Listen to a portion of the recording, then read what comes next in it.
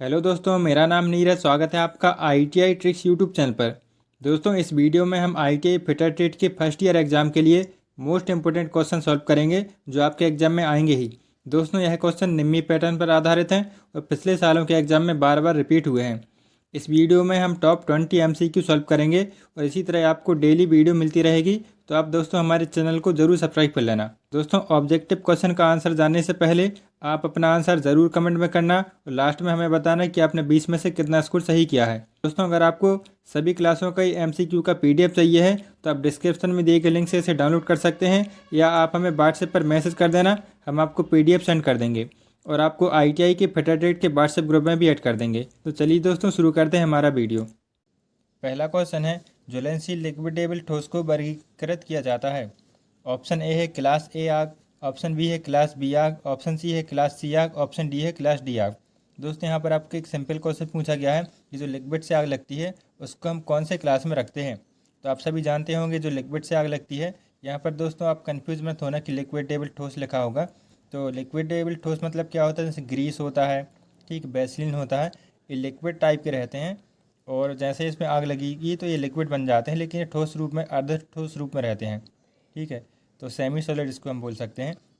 जो जब भी ग्रीस रीस में आग लगती है तो उसको हम किस में रखते हैं, उसको हम क्लास बी की आग में रखते हैं। क्लास ए में किसको रखते हैं, जैसे ठोस चीज़ से आग लगी, जैसे कि लकड़ी से, कपड़े से, तो हम उसको क्लास ए की आग में रखते हैं। और क्लास बी में हम रखते हैं किससे, लिक्विड वाली ठोस से लगी आग को। तो इसका हमारा ऑप्शन बी राइट हो जाएगा। नेक्स्ट क्वेश्चन देखते हैं, प्लास्टिक कचरा बिन के लिए कलर कोड क्या है। दोस्तों, काफ़ी सिंपल सवाल आपसे पूछा गया है, बार बार एग्जाम में रिपीट होता है। तो प्लास्टिक कचरा के लिए जो डस्टबिन का कलर रहता है, तो ऑप्शन आप देख सकते हैं, लाल है, नीला है, हरा है, पीला है। तो प्लास्टिक के लिए इसका राइट आंसर होता है ऑप्शन डी, पीला रंग। तो आप इसको ऐसे याद रख सकते हैं, जैसे पास से पीला हो रहा है और पास से प्लास्टिक हो रहा है, तो आपकी ये याद हो जाएगा। नीला किस में, नीला जो डस्टबिन रहता है उसमें हम क्या डालते हैं, जो कागज़ रहता है उसको हम नीले डस्टबिन में डालते हैं। तो जो कागज़ में हम कैसे लिखते हैं, नीले कलर के पेन से लिखते हैं ना, तो आप याद कर सकते हैं कि कागज़ में नीले पेन से लिखते हैं तो हम उसको नीले रंग के डस्टबिन में डालेंगे। और हरा में हम क्या डालते हैं, कांच को हम हरे रंग के डस्टबिन में डालते हैं। इसको कैसे याद रखेंगे, जब अपन कांच कभी फूट जाता है ना, उसके किनारे से अपन देखते हैं धूप में, तो वो हरा रंग का उसका किनारा दिखाई देता है, टूटा हुआ कांच जो रहता है, तो उसको हम कांच को हरे रंग में डालते हैं। लाल में किसको डालते हैं, जो धातु रहती है, मेटल, उसको हम लाल रंग के डस्टबिन में डालते हैं। और एक और होता है काले रंग का डस्टबिन, उसमें हम खाने पीने का सामान डालते हैं, खाद्य सामग्री बोलते हैं। ठीक है, तो इसका हमारा ऑप्शन डी राइट हो जाएगा। नेक्स्ट क्वेश्चन देखते हैं, इस बाइस का नाम क्या है। काफ़ी इंपॉर्टेंट सवाल है आपका, आता है एग्जाम में। इस बाइस का नाम क्या है, तो ये हमारी, आप सभी जानते होंगे, हैंड बाइस होती है। तो इसका हमारा ऑप्शन सी राइट हो जाएगा। नेक्स्ट क्वेश्चन देखते हैं, कौन सा मार्किंग मीडिया जहरीला होता है। तो जहरीला जो रहता है वह कौन सा होता है, कॉपर सल्फेट होता है। और एक और सवाल आता है पर्शियन ब्लू से संबंधित। तो पर्शियन ब्लू सूखने में अधिक समय लेता है, लेकिन ये काफ़ी स्पष्ट रेखाएं प्रदान करता है। नेक्स्ट क्वेश्चन देखते हैं, एक्स के रूप में चिन्हित हथौड़े का भाग का नाम बताइए। तो यहाँ पर आपको हथौड़े का जो कुछ भाग दिया गया है, इसको आपको बताना है क्या इसको बोलते हैं, इसको चीक बोलते हैं। तो इसका हमारा ऑप्शन सी राइट हो जाएगा। नेक्स्ट क्वेश्चन है, किस फाइल में समानांतर किनारे पूरे लंबाई में होते हैं। Hand file, Busted file, रास्प cut file, single cut file. तो आपको बताना इसका राइट आंसर क्या है। तो जो हैंड फाइल हमारी होती है उसमें समानांतर किनारे पूरे लंबाई में होती है, मतलब आगे से थोड़ी सी टेपर नहीं रहती है।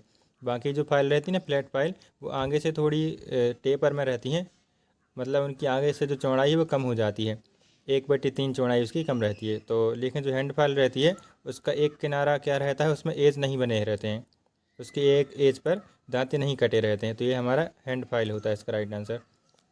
सातवां क्वेश्चन देखते हैं, काटने वाले छेनी पर प्रतीक वाय द्वारा किस कोण को दर्शाया गया है। यहाँ पर दोस्तों वाय ज़रूर लिखा गया है इसका, क्योंकि ये टाइपिंग में नहीं आ रहा था। तो यहाँ पर आप देख सकते हैं चित्र दिया गया है, अल्फ़ा एंगल है, बीटा एंगल है और गामा एंगल है।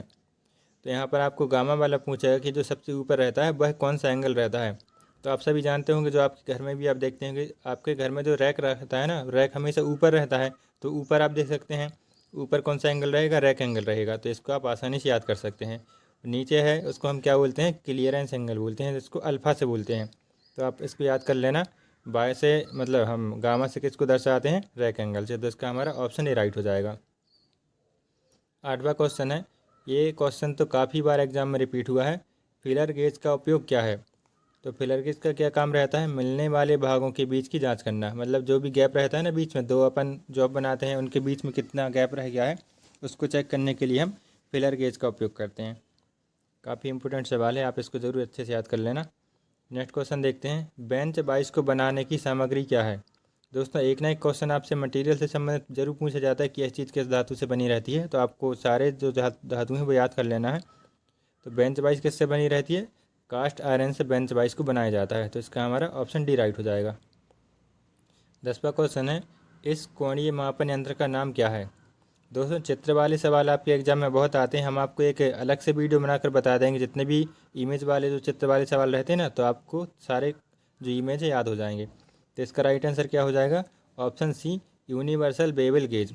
इसको हम यूनिवर्सल बेवल गेज बोलते हैं। इसका उपयोग क्या होता है? कोण को ये मेजर करता है, कोण को चेक करने के लिए इसका उपयोग किया जाता है, एंगल चेक करने के लिए। 11वां क्वेश्चन है, 10 डिग्री से ऊपर के संकीर्ण खांचे और कोण को भरने के लिए किसका उपयोग किया जाता है? यहाँ पर आपको फाइल के बारे में पूछा गया है सवाल कि 10 डिग्री से ज़्यादा अगर है ना, और 60 डिग्री से कम है, क्योंकि 60 डिग्री का एंगल बन रहा है कहीं पर, तो हम उसका वहाँ पर किसका उपयोग करते हैं? ट्रायंगुलर फाइल का, त्रिकोणीय फाइल का उपयोग करेंगे। लेकिन 10 डिग्री से थोड़ा ऊपर है, बहुत पतले पतले यहाँ पर खांचे बने हुए हैं, तो उसके लिए हम किसका उपयोग करते हैं? नाइफ एज फाइल का उपयोग करते हैं। तो 11वें का हमारा ऑप्शन डी राइट हो जाएगा। 12वां क्वेश्चन है, ड्रिल संग में किस प्रकार का टेपर दिया जाता है? तो ड्रिल के संग में कौन सा टेपर दिया जाता है? मोस्ट टेपर दिया जाता है। इसका हमारा ऑप्शन सी राइट हो जाएगा। 13वां क्वेश्चन है, सतह गेज में एक्स के रूप में चिन्हित भाग का नाम बताइए। काफ़ी इंपॉर्टेंट सवाल है, बार बार एग्जाम में रिपीट होता है। तो इसको हम क्या बोलते हैं? स्नग बोलते हैं। तो इसका हमारा ऑप्शन बी राइट हो जाएगा। नेक्स्ट क्वेश्चन देखते हैं, इस समानांतर ब्लॉक का नाम क्या है? तो ये काफ़ी बार रिपीट हुआ क्वेश्चन है, आपको याद कर लेना इसका। इस समानांतर ब्लॉक का नाम क्या है? इसको हम बोलते हैं एडजस्टेबल पैरेलल ब्लॉक, मतलब समायोजित समांतर ब्लॉक। तो इसका हमारा ऑप्शन डी राइट हो जाएगा। नेक्स्ट क्वेश्चन देखते हैं, इस बाइस का नाम क्या है? दोस्तों पहली बार जब आप इस क्वेश्चन को देखेंगे जल्दबाजी में इसका आंसर गलत लगा सकते हैं, आपको काफ़ी ध्यान से इसको गौर से देखना है। यहाँ पर आप नीचे देख सकते हैं जो फाइल के हैंडल है ना, वहाँ पर एक लीवर दिया गया है। तो इस लीवर का क्या काम रहता है? जब भी हम बाइस को आसानी से जल्दी से खोलना रहता है, क्विक रिलीज करना रहता है, तो हम इस लीवर को घुमाकर, तो इसका जो हाफ नट का संयोग वो क्या होता है, हाफ नट उससे हट जाता है, तो जल्दी से खुल जाती है। बंद करना रहेगा तो जल्दी से इसको हम बंद कर सकते हैं, जिसको बोलते हैं कि क्विक रिलीज बेंच बाइस। तो इसका हमारा 15वें का ऑप्शन डी राइट हो जाएगा। 16वां क्वेश्चन देखते हैं, 1 मीटर को मिलीमीटर में बदलें। तो 1 मीटर में कितने mm होते हैं आपको बताना है। तो 1 mm में कितने रहते हैं? 1000 mm होते हैं। तो इसका हमारा ऑप्शन सी राइट हो जाएगा। 17वां क्वेश्चन है, किस छेनी का उपयोग कीवे काटने के लिए किया जाता है? काफ़ी इंपॉर्टेंट सवाल है, बार बार एग्जाम में आता है। तो आप सभी जानते हो कि क्रॉस कट छेनी का उपयोग किसके लिए हम करते हैं? कीवे काटने के लिए, चाबी घाट बनाने के लिए हम क्रॉस कट छेनी का उपयोग करते हैं। नेक्स्ट क्वेश्चन है, कास्ट आयरन में ड्रिलिंग के लिए किस कटिंग फ्लूइड का उपयोग किया जाता है? तो कास्ट आयरन के लिए हम क्या करते हैं? कटिंग फ्लूइड उसमें कोई सा भी हम नहीं डालते हैं, क्योंकि वो कैसा रहता है, सूखा उसको चलाते हैं। तो उसके लिए हम इसका राइट आंसर लगा सकते हैं ड्राई एयर जेट, मतलब सूखी हवा उसमें हम डाल सकते हैं। और इम्पोर्टेंट सवाल जो बार बार आता है उसका है कि एल्यूमिनियम में हम किसका उपयोग करते हैं? तो केरोसिन का उपयोग करते हैं एल्यूमिनियम के लिए। नेक्स्ट क्वेश्चन देखते हैं, बेंट स्निप का उपयोग क्या है? तो बेंट स्निप का काम क्या रहता है? सर्कुलर कट लगाने के लिए, कभी गोलाई में अगर अपन को काटना है तो हम बेंट स्निप का उपयोग कर सकते हैं। सीट मेटल से संबंधित ये सवाल है। लास्ट क्वेश्चन हमारा देखते हैं, ग्रोवर का उद्देश्य क्या है? दोस्तों जो हैंड ग्रोवर रहता है उसका काम क्या रहता है?